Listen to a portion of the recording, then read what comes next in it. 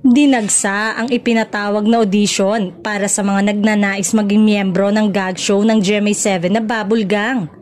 223 ang eksaktong bilang ng mga lumahok sa audition. Mula alas 10 ng umaga hanggang alas 5 ng hapon ang dapat na oras ng audition, pero tinapos ito ng alas 3 ng hapon dahil sa dami ng mga dumarating at nangangarap maging mainstay ng longest running sketch comedy show ng Pilipinas. Hindi lamang ang mga magagaling magpatawa ang mataan sa audition. Nagbaka sakali rin ang mga dramatic actor at dating child star na sina Migs Cuaderno at Barbara Miguel.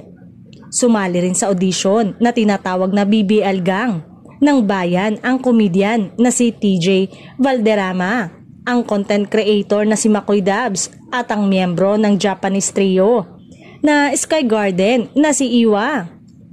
Sinubukan din ng ibang vloggers at content creator ang kanilang kapalaran dahil sa hindi inaasahang pagdagsa ng mga gustong maging bahagi ng programa ng GMA7. Pinaplano muling magkaroon ng audition. Ang announcement na ito ang dapat hintayin ng aspiring comedian at Bubble Gang mainstays.